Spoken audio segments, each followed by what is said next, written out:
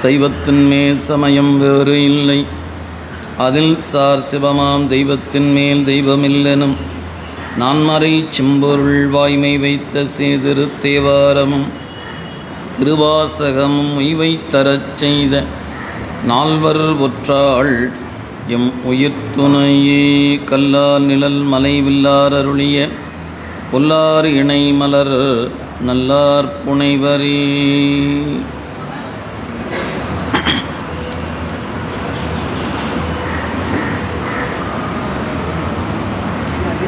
எல்லாமல்ல இறைவனுடைய திருவருட்கருணையும் குருவருளும் முன்னின்று அருள் செய்ய பேரூர் மணிவாசகர் அருட்பணி மன்றத்தின் சார்பாக சைவ பாட வகுப்பிலே நின்று சைவ சித்தாந்த செந்நெறியை சிந்திக்கின்ற வாய்ப்பு கிடைக்கப்பெற்றிருக்கிறது. அவ்வகையிலே குருவருளையும் திருவருளையும் மனம் மொழி மெய்களாலே வணங்கி அருகுருநாதருடைய திருவடிகளையும் ஆசிரிய பெருமக்களுடைய திருவடிகளையும் இனிய நேரத்தில் மனம் மொழி மெய்களாலே வணங்கி வருகை தந்திருக்கின்ற அடியார் பெருமக்களுடைய திருவடிகளுக்கு பணிவான வணக்கத்தை உரித்தாக்கி கொண்டு நாம் இந்த சைவ சித்தாந்த செந்நெறியில் முதல் நூலாக உண்மை விளக்கம் என்கிற நூலை தொடர்ந்து படித்து கொண்டிருக்கிறோம். 2 வகுப்புகளாக ஒரு 39 பாடல் 38 பாடல் வரை நிறைவு செய்திருக்கிறோம். அதனுடைய தொடர்ச்சியை இன்று நாம் சிந்திக்க இருக்கின்றோம். நம்முடைய மனவாசகம் கடந்தார் என்று சொல்லக்கூடிய நூலாசிரியர் தன்னை மாணவர் என்ற நிலையில் வைத்து கொண்டு தன்னுடைய குருநாதரிடத்தில் விண்ணப்பம் செய்து தன்னுடைய ஐயங்களை நீக்கிக் கொள்வதற்காக வினா கேட்கக்கூடிய முறையில் அதற்கு ஆசிரியர் விடை சொல்லும் முறையில் இந்த நூல் அமைந்திருக்கிறது. அந்த வகையில் மனவாசகம் கடந்தாராகிய மாணவர் மெய்கண்டாரிடத்தில் கேட்ட விண்ணப்பம் 7 வினாக்கள்.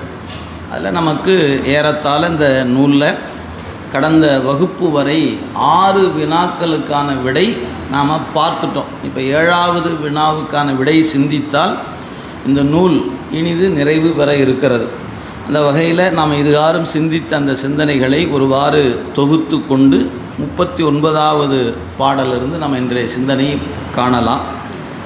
மெய்கண்டாரிடத்தில் விண்ணப்பிக்கிறார். பொய்காட்டி பொய்யகற்றி போத ஆனந்த பொருளாம் மெய்காட்டும் மெய்கண்டாய் விண்ணப்பம் நர். என்னப்பா அவனுடைய விண்ணப்பம் கேட்டார். பொய்காட்டா மெய்யா, நீங்கள் எனக்கு அருள வேண்டும் என்று கேட்ட மாத்திரத்தில் ஆசிரியருடைய வினாவை சொல்லலாம் என்று சொன்ன பொழுது 7 கேள்வி கேட்டிருக்கிறார். 6 தத்துவம் ஏது, ஆணவம் ஏது, வினை ஏது, மற்ற இவற்றின் வேறு ஆகா நான் ஏது, நீ ஏது, நாதன் நடம் ஏது, அஞ்செழுத்து தான் ஏது, தேசிகனே சாற்று. இது அவர் கேட்ட வினா. ஆசிரியர் அவருக்கு ஒவ்வொரு பகுதியாக எடுத்துக்கொண்டு விடை சொல்லிக்கொண்டே வருகிறார். அதில் முதல்ல 6 தத்துவம் ஏது என்ற வினாவுக்கு விடை சொல்லும் முகத்தானாக 5 பூதங்கள், அந்த பூதங்களுடைய நிறம், அவற்றின் எழுத்து, அவற்றுடைய குறியீடு, அவற்றுக்குரிய தெய்வம், அந்த தெய்வத்துக்குரிய தொழில், இந்த பூதத்துக்குரிய குணம், தொழில் என்று பலவாறு விரித்து நமக்கு கொடுத்தார். அதன் பிறகு 5 புலன் என்று சொல்லக்கூடிய சுவை, ஒளி, ஊறு, ஓசை, நாற்றம் என்கிற 5ஐ பற்றி ஒரு குறிப்பு கொடுத்தார். இதற்கு சூக்கும பூதம் என்றும் அதுக்கு தன்மாத்திரை என்றும் 5 புலன் என்றும் அதற்கு பெயர். ஒரே பொருள் தான் 3 வகையாக பேர் பயன்படுத்தப்படுகிறது. 5 புலன், சூக்கும பூதம், தன்மாத்திரைகள் என்று சொல்லப்பெறுவன இந்த 5ம். அதன் பிறகு இந்த பூதம் 5ம் தன்மாத்திரைகள் 5ம் இந்த 10ஐயும் பயன்படுத்துவதற்கு உரிய கருவிகள் என்று எடுத்துக்கொண்டால் அதை கொண்டு அறிவதற்குரிய கருவிகளுக்கு ஞானேந்திரியம் என்று பெயர். இதை கொண்டு தொழில் புரிகிற கருவிகளுக்கு கர்மேந்திரியம் என்று பெயர். எனவே 5 புலன் 5 பூதம் இந்த 2ஐயும் கொண்டு அறிவதற்கு துணையாக இருக்கக்கூடிய கருவிகளுக்கு மெய், வாய், கண், மூக்கு, செவி என்று ஐம்பொறி என்று பெயர். அதுக்கு ஞானேந்திரியம் என்று பெயர். அதுவே இந்த 5 பூதத்தையும் 5 தன்மாத்திரையும் கொண்டு செயல்படுகிற தொழில் செய்கின்ற கருவிகளுக்கு கர்மேந்திரியம். வாய், கால், கை, கருவாய், எருவாய் என்று 5 கருவிகள் சொல்லப்பட்டன. ஆக 20 கருவிகள் சொல்லிட்டார். அதன் பிறகு மனம், புத்தி, சித்தம், அகங்காரம் என்று 4 கருவிகள். இவை 4ம் சேர்ந்து 24 தத்துவங்களுக்கு ஆன்ம தத்துவம் என்று பெயர். போக்கிய காண்டம் என்று பெயர். இதை படைத்து நிலைநிறுத்தி ஒடுக்கம் செய்பவருக்கு ஸ்ரீகண்ட உருத்திரர் என்று பெயர். அவர்தான் அந்த தத்துவ கூட்டத்தை தோற்றி நிறுத்தி ஒடுக்குவார். இந்த 24 தத்துவத்துக்கு மேலே ஒரு 7 தத்துவம் இருக்கிறது. அது அசுத்த மாயை என்கிற மாயையிலிருந்து காரியப்படுத்தப்படுவது. அந்த அசுத்த மாயையில் காரியப்படுத்துகிற பொழுது, தோன்றும் பொழுது முதல்ல தோன்றுவது மாயை. அந்த மாயையிலிருந்து காரியப்படுத்துகிற பொழுது காலம், நியதி, கலை என்ற 3ஐ தோற்றுவிப்பார். அந்த கலை என்ற பகுதி 2 பகுதியாக விரிவடையும் பொழுது, ஒரு பகுதியில் கலையினுடைய விரிவாக வித்தை, அராகம் என்பதும், இன்னொரு கூறு கலையினுடைய ஒரு பகுதியாக வெளியே காரியப்படுத்தப்படும் பொழுது மூல பிரகிருதி என்ற பெயரும் பெறும்.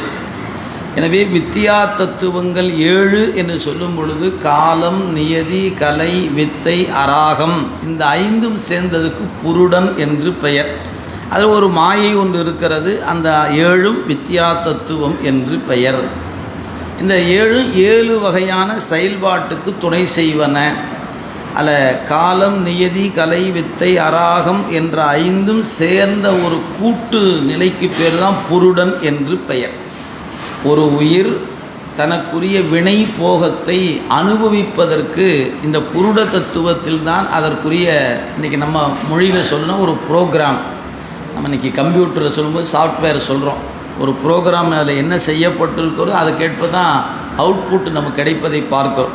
அது மாதிரி இந்த வித்தியா தத்துவம் 7க்குள்ளே தான் காலம் இருக்கிறது, கலை இருக்கிறது, வித்தை இருக்கிறது. அப்போ ஒரு உயிர் ஒரு உடம்போடு எத்தனை காலம் இருக்க வேண்டும், இருக்கிற காலத்தில் என்னென்ன வகையான இன்பத் துன்பங்களை, ஏற்ற இறக்கங்களை அது சந்திக்க வேண்டும், இவையெல்லாம் வரையறை செய்வதற்கென்று ஒரு பகுதியாக இருக்கிறது. எனவே இது நுட்பமானது என்பதனால் இந்த ஆன்ம தத்துவத்தை விட நுட்பமானது. எனவே அது அதைவிட சூக்குமமாக இருக்கக்கூடியதாக இருக்கிறது.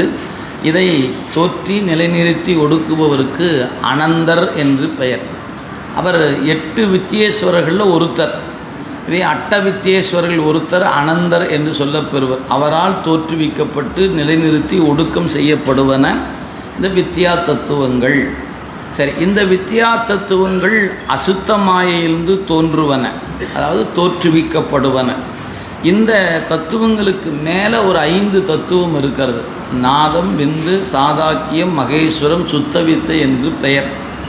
இந்த 5ம் ஆன்மாவினுடைய அறிவாற்றல், செயலாற்றல் இவையெல்லாம் செயல்படுவதற்கு, இந்த வித்தியா தத்துவம் இயங்குவதற்கு மேலே இருக்க சிவதத்துவம் இன்றியமையாது. சிவதத்துவம் இயங்கினால்தான் வித்தியா தத்துவங்கள் இயங்கும். வித்தியா தத்துவங்கள் இயங்கினால்தான் ஆன்ம தத்துவம் இயங்கும். அப்போ நாம் காணுகிற உலகமாகட்டும், நமக்கு அமைந்திருக்கிற உடம்பாகட்டும், ரெண்டுமே மாயையின் காரியம். மாயை என்கிற ஒரு பொருளிலே இருந்து காரியப்படுத்தப்பட்டிருக்கிற வேறு வேறு பொருள்கள் தான் இந்த தத்துவ கூட்டம். அப்போ இந்த உடம்பு என்கிற தத்துவ கூட்டம் இயங்க வேண்டும் என்றால் வித்தியா தத்துவம் இயங்காமல் புறத்தத்துவமாகி ஆன்ம தத்துவங்கள் இயங்காது. ஆன்ம தத்துவம் இயங்குவதற்கு வித்தியா தத்துவம் ரொம்ப இன்றியமையாமை. அதுபோல இந்த வித்தியா தத்துவங்கள் இயங்குவதற்கு சிவ தத்துவம் இன்றியமையாதது. இந்த சிவ தத்துவங்கள் இயங்குவதற்கு சிவசக்தி இன்றியமையாது. ஆக இறைவன் தன் சக்தியை கொண்டு அந்த உலகத்தை காரியப்படுத்துகிறான் என்பதுதான் அடிப்படையான உண்மை. அதனால தான் மணிவாசக பெருந்தகை திருவெம்பாவையில் தன் சக்தியை கொண்டு அவன் எல்லாம் செய்கிறான் என்பதை அந்த பதிக கருப்பொருளாக உள்ள வைத்தார். வெளியிருந்து பார்க்குறவங்களுக்கு அவ்வளோ எளிதாக தெரியாது. ஒரு சைவ சித்தாந்தம் படித்து நோக்கில் பார்த்தீங்கன்னா அதுக்கு தலைப்பு கொடுக்கும்போதே சக்தியை வியந்ததுன்னு கொடுத்துருப்பாங்க. திருவெம்பாவை சக்தியை வியந்தது. சரி, அந்த சக்தி என்ன பண்ணுது அப்படின்னு கேட்டால், முன்னி அவள் நமக்கு முன் சுரக்கும் இன்னருளே என்ன பொழியாய் மழை ஏலோர் எம்பாவாய் என்பதனால அந்த சக்தி அவனுடைய அன்பருக்கு முன் வந்து அருள் செய்வது என்ற குறிப்பு கொடுத்திருக்கிறார். எனவே அந்த வகையில் இறைவன் தன் சக்தியை கொண்டு சிவதத்துவத்தை காரியப்படுத்த, சிவதத்துவம் வித்தியா தத்துவத்தை காரியப்படுத்த, வித்தியா தத்துவம் ஆன்ம தத்துவத்தை காரியப்படுத்துகிறது. இப்படி ஒன்றொன்றை தூண்டி செயல்படுத்தும் போது நம்முடைய உடம்பு தானாக செயல்படுவதாக நாம் நினைந்து கொண்டிருக்கிறோம். இந்த உடம்பை இந்த தத்துவ கூட்டத்தின் வழி இறைவனே இயக்குகிறான் அப்படிங்கிறத நம்ம அறிவு சிந்திப்பதில்லை. அதை சிந்திப்பதற்கு இதனுடைய அடிப்படையான கூறுகள், இந்த கருவிகள் எவ்வாறு படைக்கப்பட்டிருக்கின்றன, கருவிகள் எவ்வாறு செயல்படுகின்றன, இவையெல்லாம் அறிந்தோம் என்று சொன்னால் இந்த 36 தத்துவங்களும் சடம். எனவே இவை தம்மை தாம் அறியா. அதுக்கு ஒரு எடுத்துக்காட்டு சொன்னார். 6 சுவையும் தன்னை அறியாது, இனிப்பு தன்னை இனிப்பென்று அறியாது. அதுபோல் இந்த சுவைகள் அறிவற்றவை, இந்த தத்துவ கூட்டங்கள் அறிவற்றவை. அவற்றை அறிவதற்கு ஒரு பொருள் இருக்கிறது. அது எது அப்படின்னு பின்ன சொல்ல போகிறார். எனவே 36 தத்துவங்களையும் ஒருவாறு அதனுடைய பெயர், அதனுடைய செயல்பாட்டை சொன்ன ஆசிரியர். ஆணவம்னா என்ன அப்படின்னா அறியாமை ஆணவம்னார். அதற்கு மேலே விரிக்கவே இல்லை ஆசிரியர். நீங்கள் அதற்கு மேலே விரிவை அடுத்தடுத்த நூல் படிக்கும்போது தெரிஞ்சுக்குங்க. இப்போ நமக்கு இது போதுமானது என்ற வகையில் ஆசிரியர் அதுக்கு மேலே ஒன்றும் சொல்லலை. அறியாமை ஆணவம் அப்படின்ட்டார். அதுக்கு அடுத்ததாக வினைனா என்னன்னார். சுகமும் துக்கமும் வினை. அதுக்கு ஒரு அடைமொழி கொடுத்தார். நீ ஆன சுகதுக்கம் வினை என்று கொள். ஏன் சுகமும் துக்கத்தையும் நாம் அனுபவிக்கும் பொழுது அதுவே ஆகிவிடுகிறோம் என்பதனால அந்த ஒரு அடைசொல் சொல்லி, நீ ஆன, நீ சுகமல்ல, நீ துக்கம் அல்ல, ஆனால் அதை நுகருகிற பொழுது நீ அதுவே ஆகிவிடுகிறாய் என்பதனால நீயான சுகதுக்கம் என்று சொன்னார். அப்போ வினை என்றால் என்ன அப்படின்னு கேட்டால், தீதும் நன்றும் பிறதர வாரா என்ற வரிகளை கேள்விப்பட்டிருப்போம். தேவாரம் படிக்கும்போது வினை என்ற சொல்லாட்சி மிகுதியாக படிச்சிருப்போம். அப்போ அந்த வினை என்பதுக்கு பொருள் சுகமும் துக்கமும் வினை. சுகம் அமையுமானால் அது நல்வினைன்னு பேர், துக்கமாக இருந்தால் அதுக்கு பேர் தீவினைன்னு பேர். அவ்வளோதான் செய்தியை ஒழி. சுகமும் துக்கமும் வினை. இப்போ 3 கேள்விக்கு ஆசிரியர் பதில் சொல்லிட்டார். 4வது கேள்வி நான் யார் அப்படி சொல்லும்போது தான் அறிவு பொருள் இது, அறிவற்ற பொருள் இது என்று அறிவது எதுவோ அதுவே நீ அப்படின்னார். சித்து அசித்து இவற்றை பகுத்து அறிவது எதுவோ அதுவே நீ அப்படின்னார். ஏன் தத்துவங்களாகிய அவை தம்மைத்தாம் அறியா. அது எதுபோல 6 சுவையும் தம்மைத்தாம் அறியாதது போல அந்த சுவையை அறிகிறவன் இந்த சுவை 6லும் வேறாக ஒருவன் இருக்கிறானே அவன் அறிவது போல தத்துவ கூட்டத்தை அறிபவன் நீ அப்படின்னு விடை சொன்னார் ஆசிரியர்.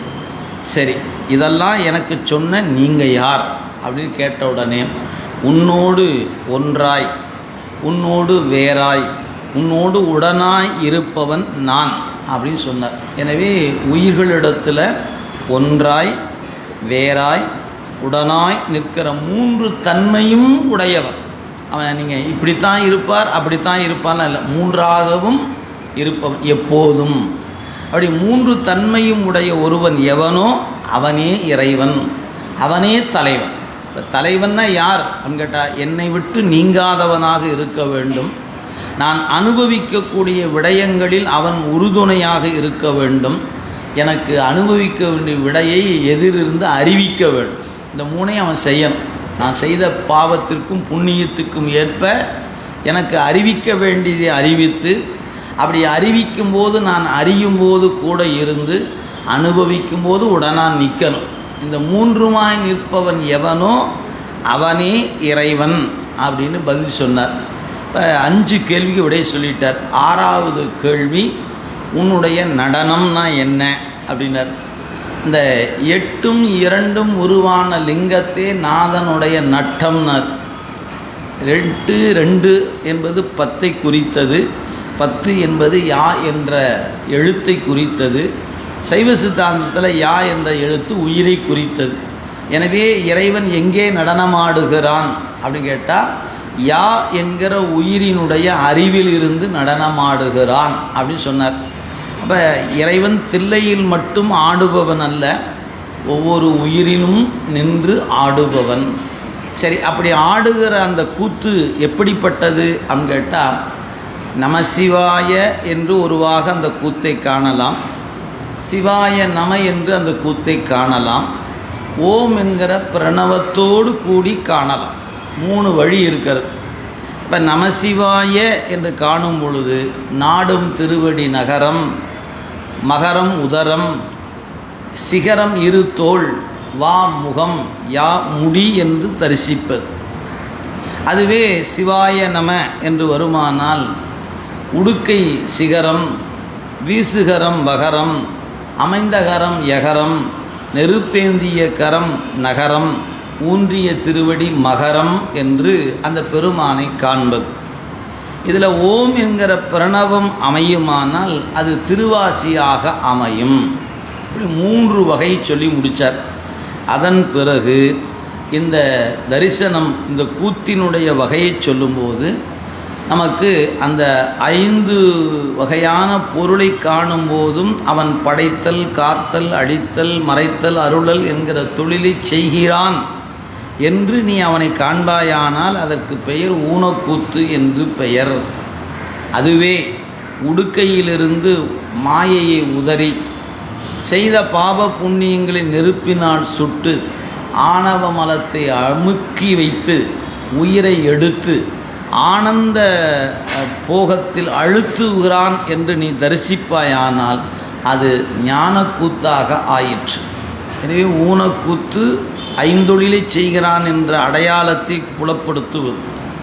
ஞானக்கூத்து என்பது அவன் இவ்வாறு உயிருக்கு இந்த போகத்தை விளைவிக்கிறான், அது ஆனந்தத்தில் எடுத்து அழுத்துதல் என்ற வகையில் அது ஆனந்த கூத்தா ஞானக்கூத்தாக ஆயிற்று.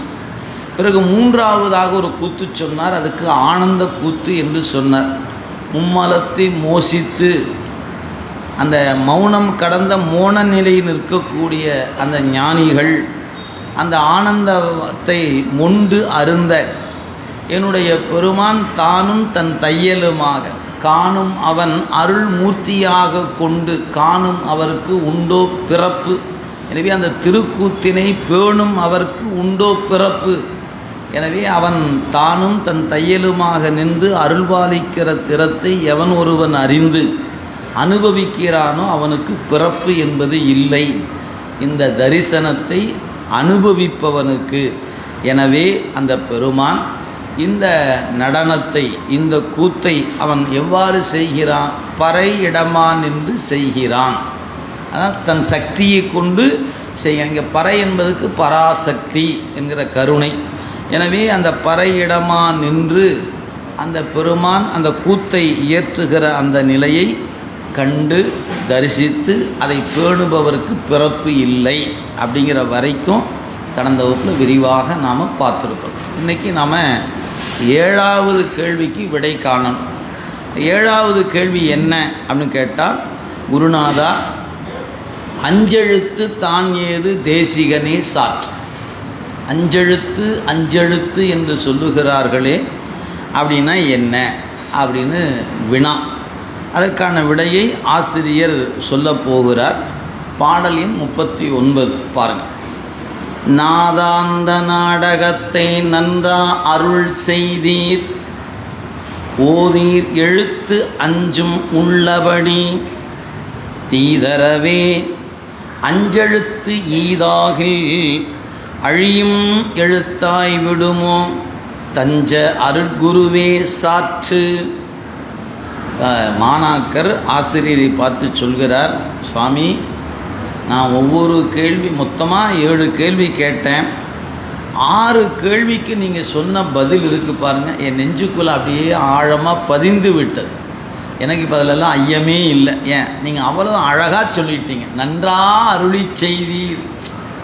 ஒரு ஆசிரியர் சொன்னதை மாணாக்கன் வாங்கி கொண்டு திருப்பி சொல்லுகிறான். எனவே நீங்கள் சொன்ன பதில் என் நெஞ்சுக்குள்ளே ஆழமாக பதிந்து விட்டது, எனக்கு ஐயமெல்லாம் ஒன்றும் இல்லை. எனவே இந்த 6 வினாக்களும் அதற்கான விடை என் நெஞ்சில் பதியுமாறு சொன்ன குருநாதா, தஞ்ச அருள்குருவே. தஞ்சம் அப்படின்னா சரணடைதல்னு பேர்.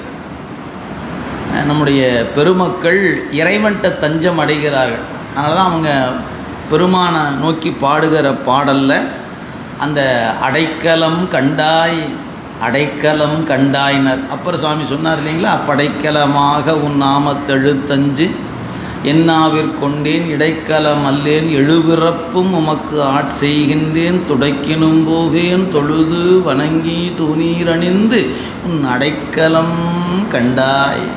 சாமி இந்த வினையெல்லாம் என்னை பாடாப்படுத்துது, இதிலிருந்து நான் தப்பிக்கணும்னா உன்னை சரணடைவை தவிர எனக்கு வேறு வழி தெரியல, எவையும் காலில் விழுந்துட்டேன், என்னை காப்பாற்றிரு அப்படிங்கிறதான் அடைக்கலம் கண்டாய் என்று அந்த பாடலில் முழுமையாக தன்னை ஒப்புவித்திருப்பதை பார்க்கிறோம். அதுதான் மணிவாசகர் அடைக்கல 10ன்னு 10 பாட்டே பாடிட்டார். ஒன்று ஏன் சொல்லுவானே, நம்ம 10 தடவை சொல்லிவிடுவோம், அவர் 10 பாட்டில் சொல்லியிருக்கிறார் நம்முடைய மணிவாசக பெருமான். இப்படி நம்முடைய பெருமக்கள் எல்லோருமே அதுபோல் ஒரு உணர்வில் பெருமான்கிட்ட தன்னை ஒப்புவித்திருக்கிறார்கள். அப்படி ஒப்புவித்த காரணத்தினால் அவர்கள் அந்த சரண் அடைந்திருக்கிற தன்மை, அதான் தஞ்சம் அடைதல் என்று பெயர். இதுவே தஞ்ச அருட்குருவே, நான் தஞ்சம் அடைவதற்கான தகுதி வாய்ந்த அருட்குருநாதராக இருக்கிற பெருமானே, எனக்கு இந்த ஐயத்தை எனக்கு நீக்கி உள்ளதை உள்ளவாறு எனக்கு உணர்த்தி இருக்கிறீங்க. எனவே நாதாந்த கூத்தை நன்றா அருளி செய்தீர் ஓதீர் எழுத்து அஞ்சும் உள்ளபடி. இப்போ அந்த 7வது வினாவுக்கும் நீங்கள் விடை சொல்லிட்டீங்கன்னா எனக்கு உய்வதற்கு வழியாக இருக்கும் அப்படிங்கிறதான் ஓதீர் எழுத்து அஞ்சும் உள்ளபடி, கூட்டு குறைத்து இல்லாமல் உள்ளதை உள்ளவாறு எனக்கு உணர்த்தி அருள வேண்டும் அப்படின்னார். அப்படி இந்த வினாவுக்கு விடை சொல்கிறதுக்கு முன்னாடி, வினாவுக்கு விடை சொல்வதற்கு முன்பாக குருநாதர்கிட்ட ஒரு கூடுதலாக ஒரு கேள்வி கேட்டுக்கொண்டார். 7வது கேள்விக்கு நீங்கள் விடை சொல்லணும், அதற்கு முன்பாக ஒரு சின்ன ஐயம், அதை நான் கேட்டுக்கலாமா? குருநாதர் சொன்ன கேளுப்பா அப்படின்னார். இல்லை, ஒரு பெயர் என்று சொன்னால் அந்த பெயர் அந்த பொருள் உள்ளவரை இருக்கும். அப்படி அந்த பொருள் நீங்குச்சுன்னா அந்த பேரும் போயிடும். இது உலகில் இருக்கக்கூடிய ஒன்று. அப்படியானால் இந்த 5 எழுத்து என்கிற இந்த மந்திரம் இருக்குதே, உனக்கு பேராக இருக்குது, உனக்கு வடிவமாக இருக்குது, அது மந்திரமாகவும் இருக்குது. இதுதான் அவருக்குரிய தனிச்சிறப்பு. 5 எழுத்து என்பது சிவபெருமானுக்கு பெயர், 5 எழுத்து சிவபெருமானுக்கு வடிவம், 5 எழுத்து சிவபெருமானின் மந்திரம். இந்த ஒன்றே அவருக்கு எல்லாமா இருக்குது. மற்ற யாருக்கும் இப்படி ஒரு சிறப்பு இயல்பாக இல்லை அப்படின்னு நீங்கள் ஆய்ந்து அறிந்து கொள்ளலாம். சரி, அதனால் இப்போ என்ன கேட்குறாரு, ஒரு இந்த பெயரானது உங்களுக்கு இருக்கக்கூடிய இந்த பெயர் ஒரு காலத்து இருந்து ஒரு காலத்து இல்லாத நிலை போல இந்த பெயரும் அழியும் பொருளாக ஆகிவிடுமோ? இதான் கேள்விங்க. எனவே தஞ்ச அருட்குருவே 5 எழுத்து ஈதாகில் அழியும் எழுத்தாய் விடுமோ? எனக்கு ஒரு பயமாக இருக்குது. இந்த மந்திரம் எல்லா காலத்தையும் இருக்குமா? ஏன் நமக்கெல்லாம் ஒரு பேர் வைக்கிறோம், அந்த பேர் எது வரைக்கும் இருக்கும்? நம்ம உயிர் தங்கி இருக்கிற வரைக்கும். நம்ம விட்டு உயிர் போச்சுன்னா பேரஞ்சேர்த்தி எடுத்துருவாங்க, வேறொரு பேர் வைப்பாங்க, அது பேர் பிணம் என்று பெயர். திருமந்திரம் சொல்கிறார், பெயரினை நீக்கி பிணம் என்று பெயரிட்டு. இப்போ நமக்கு உயிர் என்ற பொருள் இந்த கூட்டுக்குள்ளே தங்கி இருக்க வரைக்கும் தான் நமக்கு நாள் பார்த்து நட்சத்திரம் பார்த்து சொன்ன பேரெல்லாம். அந்த பொருள் இந்த கூட்டை விட்டு அப்படி கிளம்புச்சுன்னா ஒரு பேரை மொத்தமாக வச்சுருவாங்க, அவ்வளோதான். எனவே பிணம் என்று பெயரிட்டு, அதுபோல் இந்த உலகம் உள்ளவரை இந்த 5 எழுத்து இருக்கும். சரி, உலகம் ஒரு நாள் ஒடுங்கும் இல்லவா, காணாமல் போயிடும் இல்லையா? அப்போ இந்த 5 எழுத்து இருக்குமா குருநாதா? இதுதான் கேள்வி, மாணாக்கனுடைய கேள்வி. எப்போதும் இருக்குமா, இல்லை உலகம் உள்ள வரை மட்டும்தான் இருக்கும், அப்புறமேலே இருக்காதா? இது மாணாக்கன் கேள்வி. ஆசிரியர் பார்த்தார், சபாஸ், நல்ல கேள்வி, அருமையாக கேட்டிருக்கு. சரி, விடை சொல்லுகிறேன் அப்படின்னு சொல்ல போகிறார். அடுத்த பாட்டை பாருங்கள்.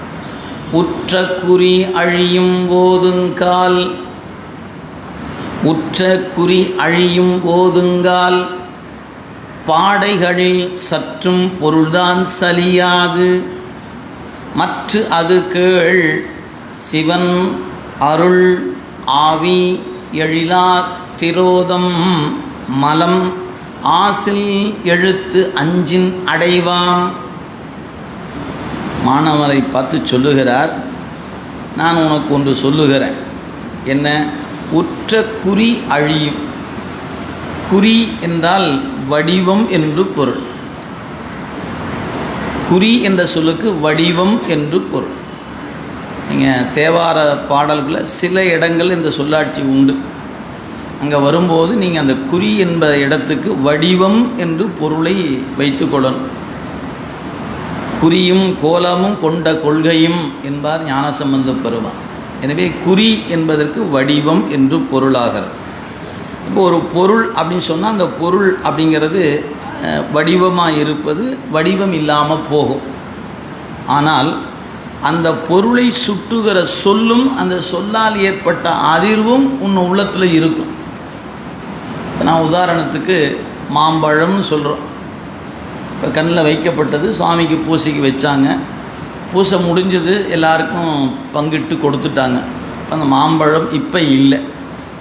ஆனால் நினைத்தா என்ன இருக்கும், ஆகா முன்னாடி ஒரு மாம்பழம் வச்சுருந்தாங்கல்ல அப்படிங்கிற அந்த நினைப்பினுடைய தாக்கம் உள்ளத்தில் நிற்கும்.